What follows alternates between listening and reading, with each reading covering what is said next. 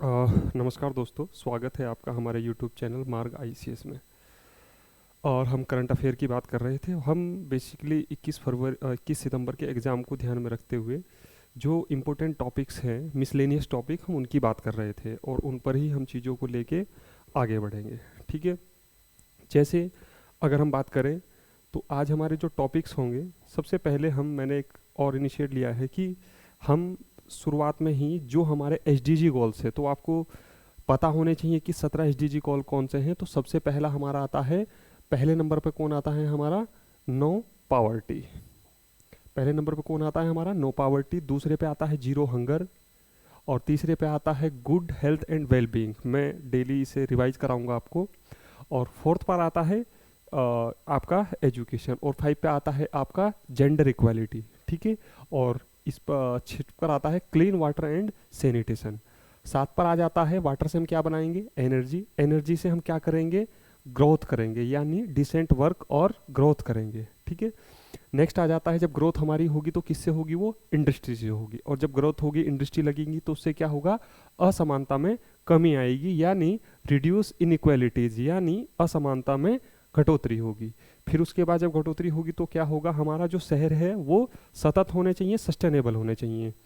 और नेक्स्ट हमारा आ जाता है रिस्पॉन्सिबल कंजप्शन एंड प्रोडक्शन, यानी हमें उत्पादन और जो उसका उपभोग है वो क्या करना है, काफ़ी आपका रिस्पॉन्सिबल होके करना है, अंधाधुन नहीं करना है। फिर उसके बाद जब ये सब चीज़ें आ जाती है तो हम यहाँ पर फिर देख लेंगे क्लाइमेट एक्शन, यानी जलवायु कार्यवाही के बारे में हम किस में देखते हैं, 13 में। ये इंपॉर्टेंट है, कई बार पूछा भी जाता है।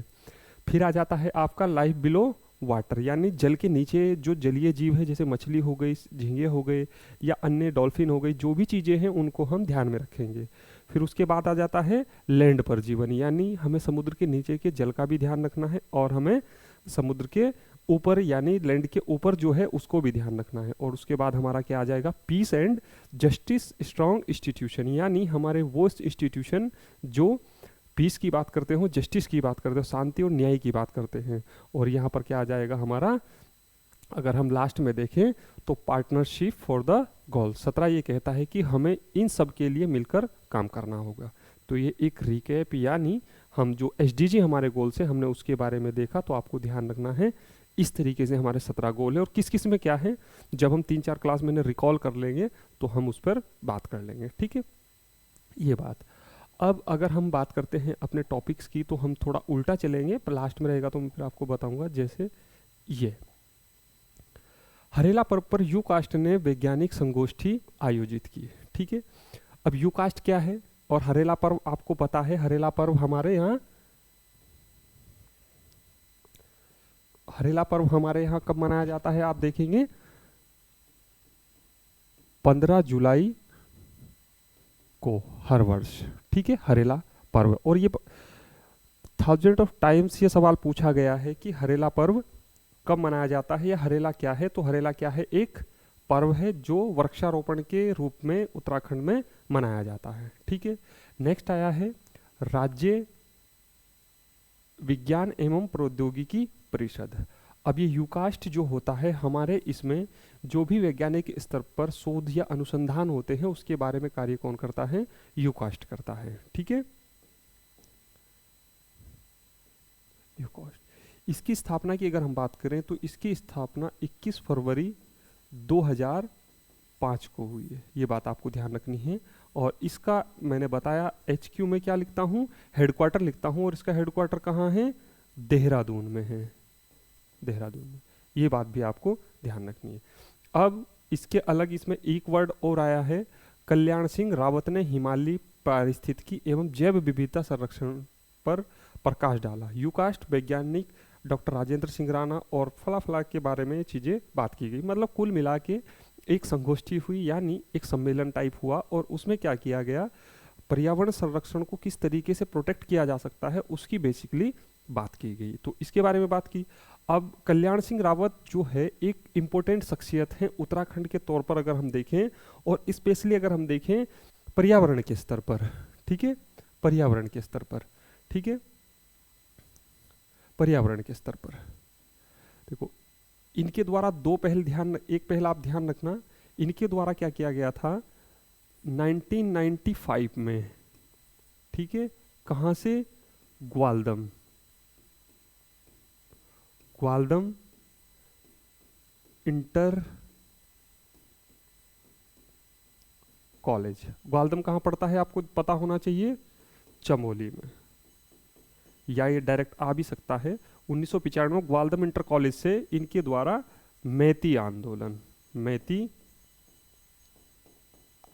आंदोलन की शुरुआत की गई, ठीक है, मैती आंदोलन की शुरुआत की गई। कहीं आपको ये 1996 भी मिल सकता है, तो घबराना नहीं है, क्योंकि अगर आप 2019-20 या 17-18 की परीक्षावाणी देखोगे तो वहाँ आपको 96 मिलेगा, और जब एग्जाम में सवाल आया तो वहाँ 95 था, तो बुक ने भी क्या कर दिया फिर ये 95 यानी 95 कर दिया, और राइट आंसर क्या है, 95 ही राइट आंसर है, ये बात है। दूसरी बात अगर हम इसके बारे में देखते हैं, कल्याण सिंह रावत को ध्यान रखना, 2020 में इन्हें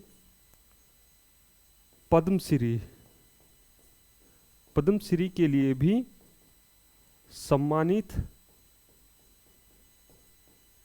किया जा चुका है, ठीक है, किया जा चुका है। तो हम चूंकि direct to newspaper, through the newspaper हम करंट अफेयर को कवर कर रहे हैं, और डेली मैं कोशिश कर रहा हूँ कि वो छोटी छोटी, क्योंकि अगर आप न्यूज़पेपर तो पढ़ते नहीं होंगे, या अगर पढ़ते भी होंगे तो इन छोटी चीज़ों को हम कैसे एग्जाम पर्सपेक्टिव से चीज़ों को समझें, कैसे जानें, तो उसके बारे में बेसिकली हम बात कर रहे हैं, ठीक है, ये बात है। तो हमने यूकास्ट पढ़ा, 21 फरवरी 2005 का है, और कहाँ पर है हेडक्वार्टर, देहरादून में है, प्लस हमने क्या देखा, कल्याण सिंह रावत देखा, जिनके द्वारा मैती आंदोलन चलाया गया था 1995 में, और 2020 में इन्हें पद्मश्री भी मिल चुका है, ठीक है। नेक्स्ट अगर हम देखते हैं आपका कि उत्तराखंड से संबंधित अगर हम देखें, हाँ ये बात है। अब पहले हम मानसून सत्र में सरकार क्या लाएगी, अनुपूरक बजट लेके आएगी, ठीक है, सरकार क्या लाएगी, अनुपूरक बजट लेके आएगी। अब अनुपूरक बजट होता क्या है, बेसिकली हमें यह भी जानना होगा, अगर हमें अनुपूरक अगर बजट की बात करनी है तो ध्यान रखना आप, आर्टिकल 205 बेसिकली अनुपूरक बजट की बात करता है, अनुपूरक बजट की बात करता है, ये बात आपको ध्यान रखनी है।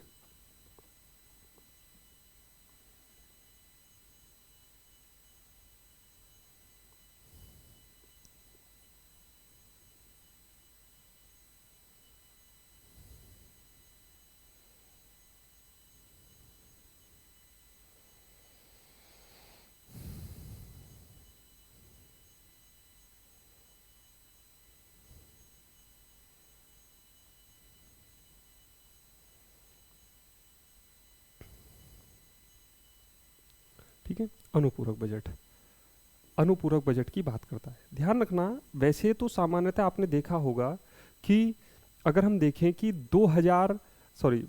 फरवरी में बेसिकली बजट पास हो जाता है, या बजट जारी हो जाता है, या बजट पेश कर दिया जाता है विधानसभा के सत्र में, और नॉर्मल उस बजट की अगर हम बात करें तो वो संविधान के किस आर्टिकल में हम देखते हैं, आर्टिकल 202, ठीक है। वार्षिक वित्तीय विवरण बेसिकली होता है, बजट शब्द का संविधान में उल्लेख नहीं है, आप जानते ही होंगे, और नहीं जानते होंगे तो मैं आपको बता देता हूं। दूसरी बात यह है कि अनुपूरक बजट क्या होता है, और एक जो 202 के अंतर्गत किया जाता है वो होता है आम बजट, आम बजट या सामान्य बजट, एक बात। एक और बजट होता है अंतरिम बजट, अंतरिम बजट। अब इनमें फर्क क्या होता है इसको देखते हैं हम, ठीक है। अगर हम बात करें, सबसे पहले हम आम बजट की अगर हम बात करते हैं तो हमारे यहाँ 19 फरवरी यानी 2025 को हमने देखा 1.01 लाख करोड़ का बजट जारी किया गया, और पिछले साल से ये कितना ज़्यादा था, लगभग 13 से 14% ज़्यादा था, एक बात। तो चूंकि ये बजट पूरे साल चलना चाहिए था, बट अभी क्या हुआ, आपने देखा कि उत्तराखंड जो है वो कहीं ना कहीं आपदाओं से घिर गया है। दिवाली की आपदा हो, चमोली में थराली की आपदा हो, या फिर प्रदेश के विभिन्न हिस्सों में जहाँ पर काफ़ी सेंसिटिव एरिया है, जो फ्रेजाइल आपके प्लेसेस हैं, वहाँ पर आपदा देखने को मिल रही है। और दैवीय आपदा है, कहाँ घटना घटित हो जाए ये भी कोई आइडिया नहीं है। ठीक है, तो इसके लिए धन चाहिए। अब जब धन चाहिए वो कहाँ से आए? तो सरकार को क्या करना पड़ता है? अगर आपको लगता है कि सरकार पैसा दे दे, तो सरकार को इसके लिए बजट बनाना पड़ता है, और बजट जारी भी करना पड़ता है, और बजट पेश भी करना पड़ता है। तो जब 2025 में ये बजट पेश सामान्य बजट पेश किया गया, तो कहीं ना कहीं ये आइडिया नहीं था कि ऐसी घटनाक्रम नहीं होगा। क्योंकि अगर इस बार आप देखेंगे तो रेनफॉल की स्थिति सामान्य स्थिति से ज़्यादा है। बट वहीं पर इसको लेकर क्या हुआ कि उत्तराखंड में आपदा की स्थिति बनी, और जब आपदा की स्थिति बनी कहीं ना कहीं उत्तराखंड में, तो पैसे की नीड, यानी उसे रिहेबिलिटेट करने के लिए या फिर उसे पुनर्वास करने के लिए, उसे रिवाइव करने के लिए उन क्षेत्रों को तो पैसे की ज़रूरत पड़ेगी। अब वो पैसा कहाँ से आएगा? तो सरकार के द्वारा इसको लेकर क्या किया गया? अनुपूरक बजट पेश किया गया। एक तो ये बात है। दूसरा, अगर मैं अनुपूरक बजट की बात करूं, तो अनुपूरक बजट जो होता है, आप ऐसा भी समझ सकते हैं, यदि सरकार को मिड टर्म में, सरकार को बीच में यदि कुछ पैसे की जरूरत पड़ती है किसी विशेष योजना को या किसी विशेष उद्देश्य के लिए पूरा करने के लिए, तो उसके लिए सरकार के द्वारा बजट पेश किया जाता है, और उसे ही क्या कहते हैं? अनुपूरक बजट कहते हैं। ठीक है, किसी विशेष उद्देश्य या योजना को क्रियान्वित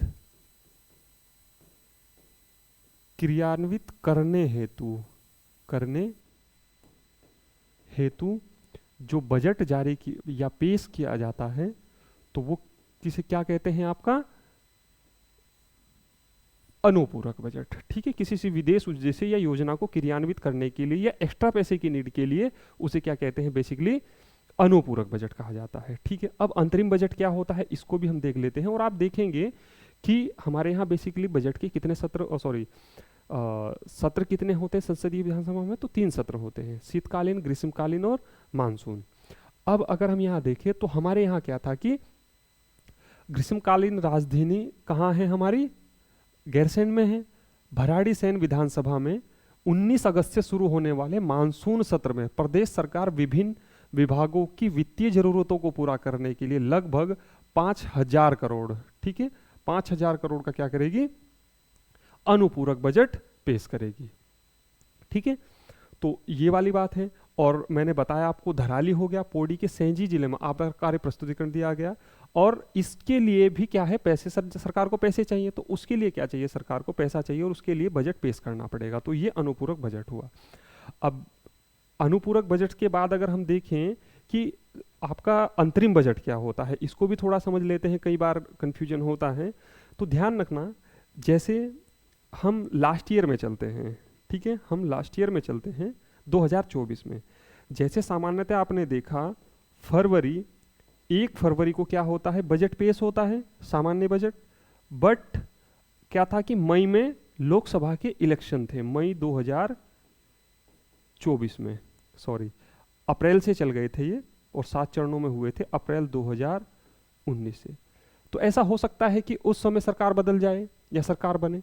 तो जब सरकार बनती है तो उसके बाद भी एक सामान्य बजट, फुल फ्लेश बजट पूरे साल के लिए पेश किया जाता है या फिर उसे जारी किया जाता है।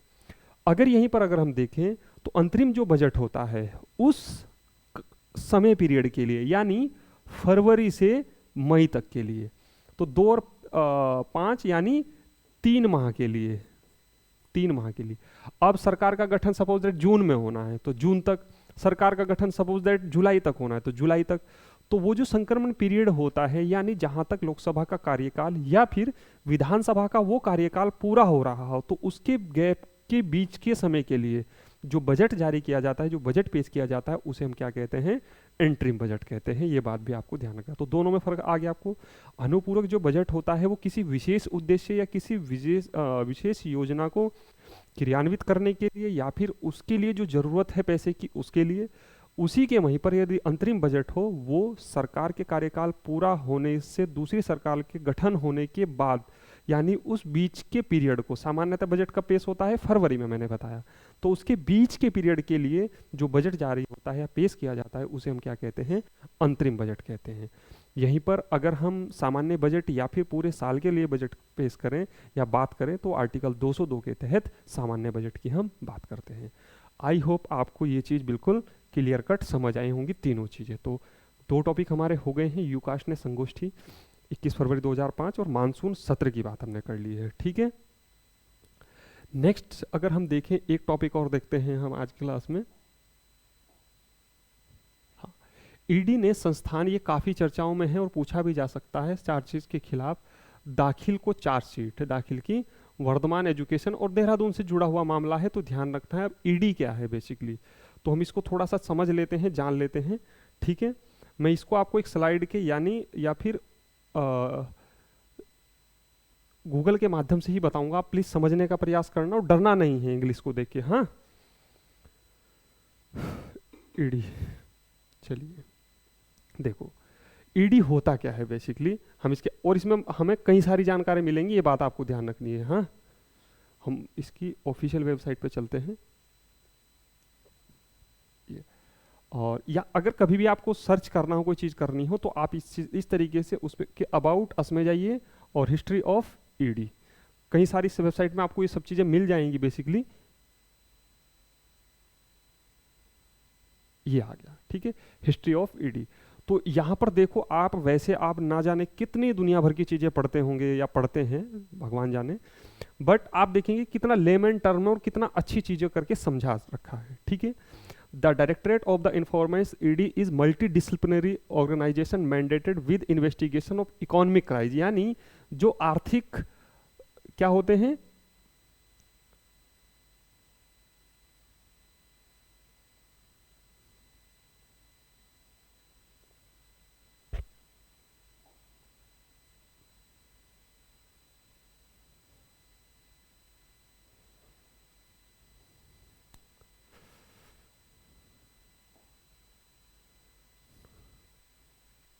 ठीक है,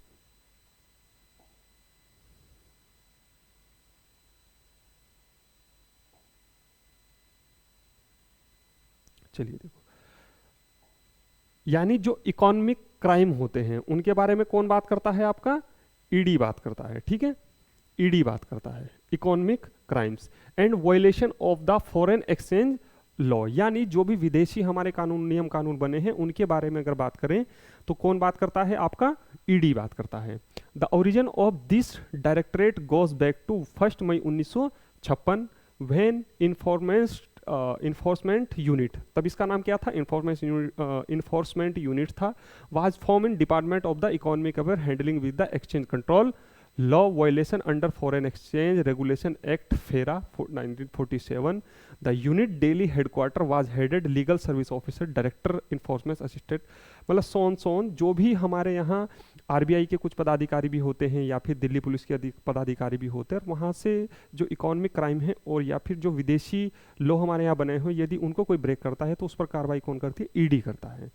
बट अगर हम देखें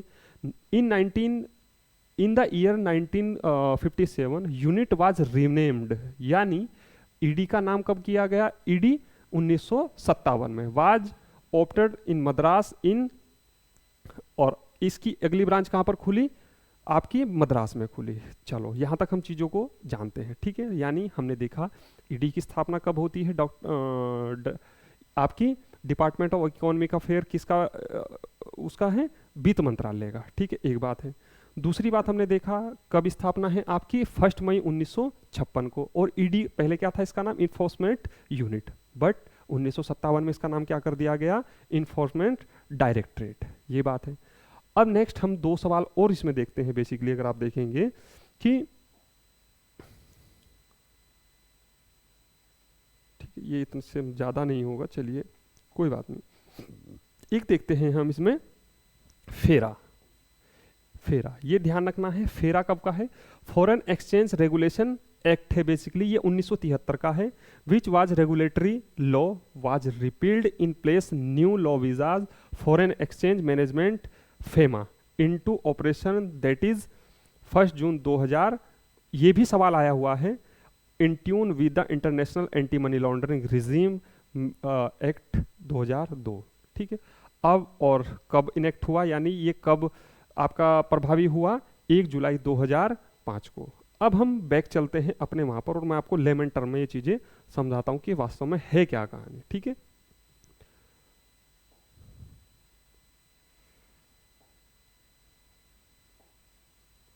चलिए हम यहाँ थे।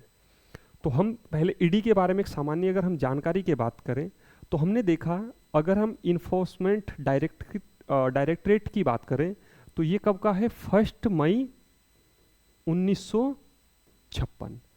और पहले क्या था इसका नाम, इन्फोर्समेंट यूनिट, और बाद में इसका 1957 में इसका नाम क्या हो गया, ईडी।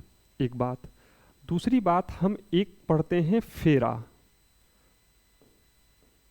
ठीक है, ये एक्ट कब का है, 1973 का। ठीक है, इसको चेंज करके लाया गया फेमा। ये कब का है, 1999 का। एक्ट कब का है, 1999 का।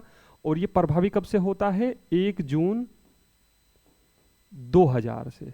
आया हुआ सवाल है, ध्यान रखना है, 1 जून 2000 से। और अगर हम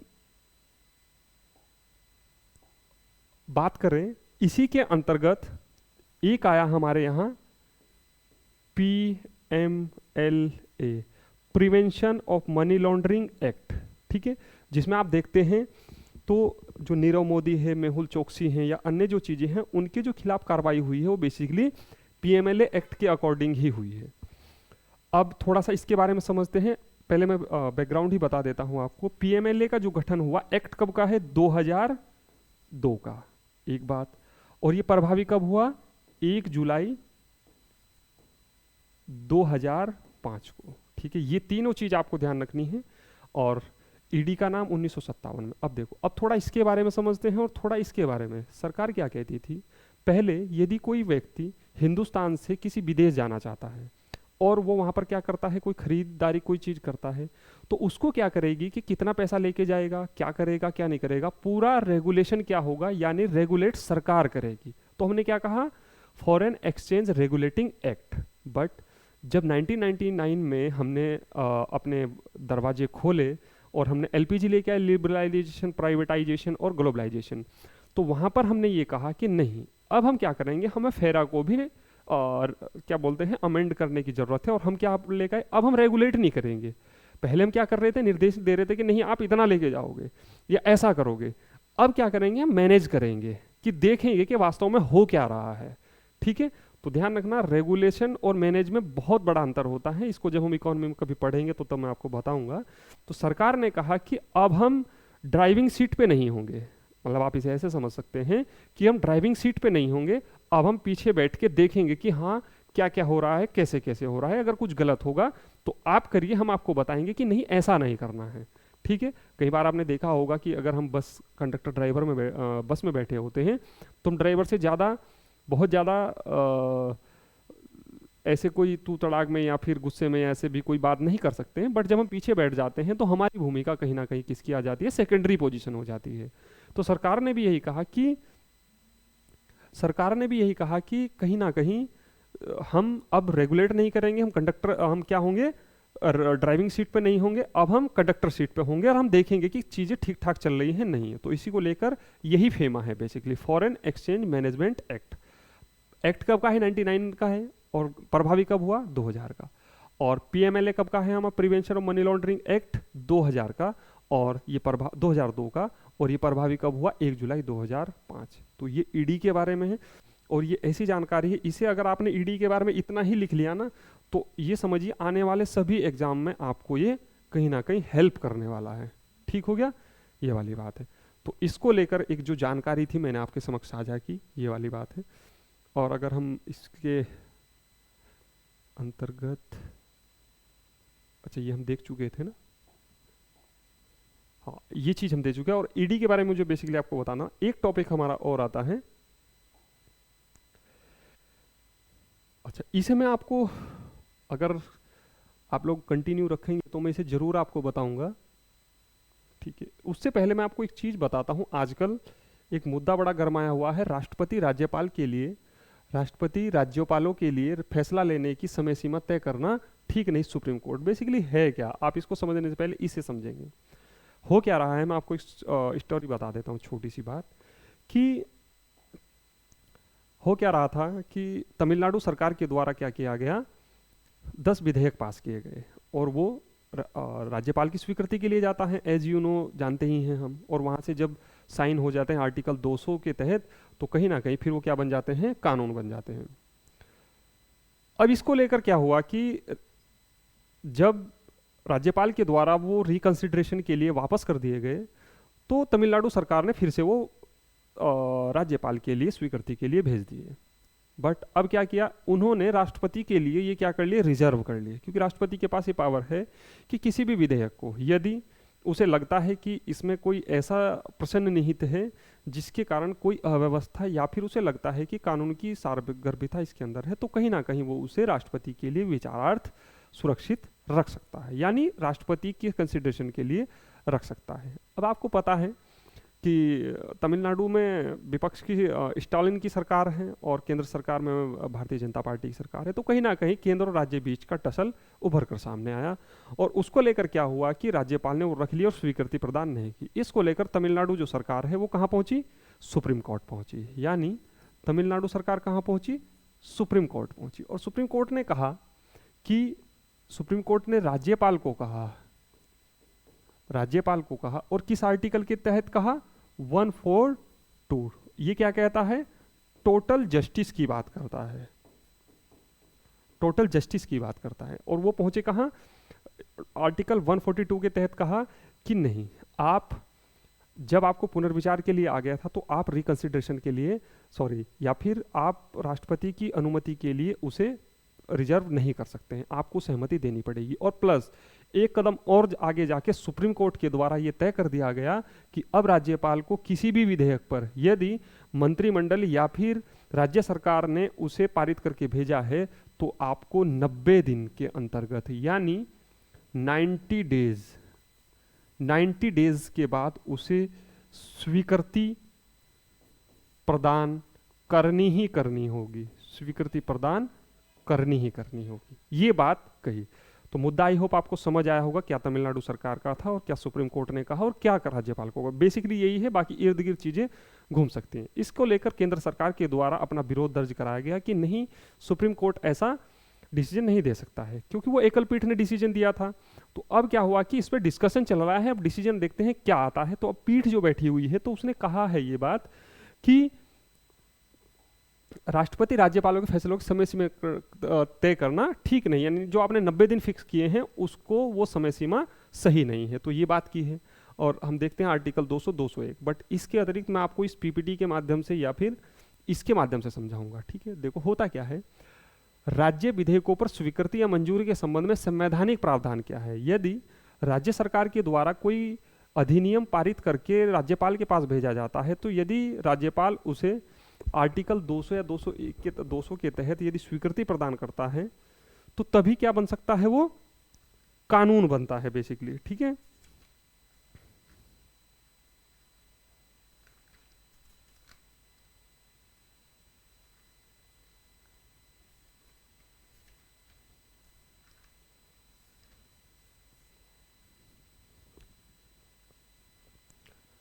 हाँ। और आपको पता होना चाहिए एक चीज और, यहां पर आपको थोड़ी सी वीडियो लंबी, प्लीज पेशेंस बनाए रखिएगा। आर्टिकल 168 के तहत राज्यपाल क्या होता है, राज्यपाल क्या होता है, आपका विधानमंडल का अंग होता है, विधान मंडल का पार्ट होता है, ठीक है। यानी यदि कोई कानून है, यदि कोई कानून है या एक्ट है, वो पहले कहां से पास होगा, विधानमंडल से पास होगा, और उसके बाद वो कहां जाएगा, राज्यपाल के पास जाएगा। जब राज्यपाल इस पर साइन करेंगे तब वो क्या बनेगा, हम कानून यहां गलत लिख दिया हमने, तो वो क्या बनेगा, यहां पर कानून बनेगा। ठीक है, कानून बनेगा, ये ध्यान रखना है आपको। तो सरकार ये जो बताता है, ये कहता है कि आर्टिकल 200 क्या कहता है। बेसिकली आर्टिकल 200 क्या कहता है कि राज्य विधानमंडल एक विधेयक को पारित करता है, तो राज्यपाल के 4 में से कोई एक विकल्प अपनाता है। अब 4 विकल्प कौन से हैं? नंबर 1, नंबर 2 और नंबर 3 और नंबर 4। सहमति देता है तो विधेयक कानून बन जाता है। मैंने बताया आपको, कोई बिल है तो वो क्या है कि अगर सहमति दे दी तो कानून बन जाएगा और राज्यपाल यथाशीघ्र ऐसा कर सकते हैं। सहमति यदि विधेयक अस्वीकार कर देता है, सहमति रोकता है, तो क्या होता है कि विधेयक अस्वीकार कर दिया जाता है, यानी अब वो कानून नहीं बन पाएगा। अगर पुनर्विचार के लिए लौटा दिया, अब ये भी चीज है यहां पर समझना जरूरी है कि ये चीज जो है कि जो धन विधेयक है उसके बारे में राज्यपाल ऐसा नहीं कर सकता है, क्योंकि धन विधेयक राज्य विधानमंडल में राज्यपाल की पूर्व अनुमति से ही पेश किया जाए, यानी पहले ही उस पर स्वीकृति दे चुके होते हैं। उसके अतिरिक्त बात कर रहे हैं हम, ठीक है। तो सुझाव के साथ वापस भेज दिया जाता है। अगर इसमें भी एक बात है, विधानमंडल फिर से पारित करता है संशोधन या बिना संशोधन के, तो राज्यपाल को सहमति देना अनिवार्य है। और चौथा ऑप्शन क्या आता है? राष्ट्रपति के विचार के लिए सुरक्षित रखना, राष्ट्रपति की स्वीकृति के लिए आरक्षित किया जा सकता है। ये बात है। 4 कंडीशन हो गई, सहमति दी, सहमति नहीं दी, या फिर पुनर्विचार के लिए लौटा दिया, या राष्ट्रपति के आपके विचार के लिए रख लिया। अब आर्टिकल 201 क्या कहता है? थोड़ा माइनर सा अंतर है, ज्यादा नहीं समझना है। राज्यपाल द्वारा आरक्षित रख लिया गया और विधेयक पर राष्ट्रपति द्वारा भारतीय संविधान का अनुच्छेद 201। अब क्या हुआ? 200 के अकॉर्डिंग उसने रख लिया, अब हम 201 में आ गए, आरक्षित रख लिया। अब इसके बाद क्या? राष्ट्रपति के लिए विधेयक आरक्षित रख सकता है और राष्ट्रपति 3 में से कोई एक कार्रवाई करेगा, यानी 201 में अब किसकी कार्रवाई है? राज्यपाल और प्लस राष्ट्रपति की। और 200 में किसकी कार्रवाई है? राज्यपाल की ओनली, यानी राज्यपाल ने रख लिया, अब वो भेजेगा राष्ट्रपति के लिए 201 के अकॉर्डिंग। सहमति अगर राष्ट्रपति देते हैं तो कानून बन जाता है। विधेयक अस्वीकृत हो जाता है यदि असहमति रोकते हैं।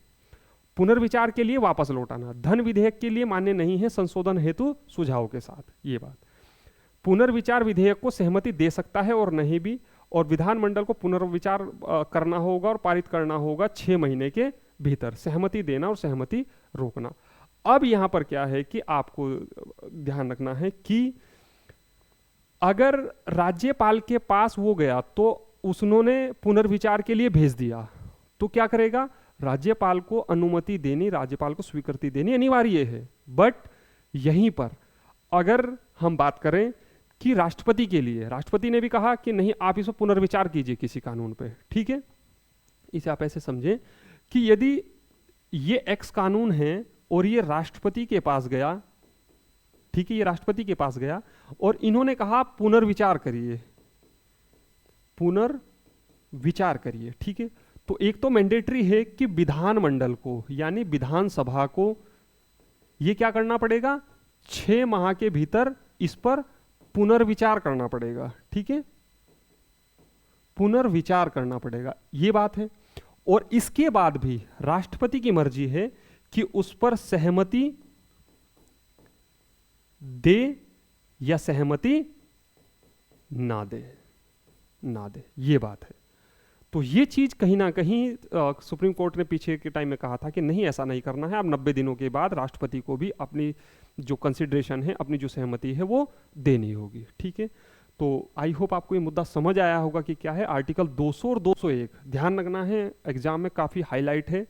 और साथ में आपको एक टॉपिक और पढ़ लेना, उपराष्ट्रपति पढ़ के जाना एग्जाम में, उपराष्ट्रपति, ठीक है। आर्टिकल 64 से 89, तो ये आर्टिकल पढ़ के जाना। बेसिकली इसके बीच जो भी हैं प्रावधान है, राष्ट्रपति किससे नॉमिनेट होता है, निर्वाचित होता है, नॉमिनेट तो कहना गलत है, बट ये चीज मैंने आपको, जो एक टसल है राज्यपाल और सुप्रीम कोर्ट के अंतर्गत जो आप देख रहे होंगे, तो ये चीज आपको ध्यान रखनी है। तो थैंक्स फॉर वॉचिंग। और ये वाला जो टॉपिक है ये काफी अच्छा टॉपिक है, मैं आपको बताऊं।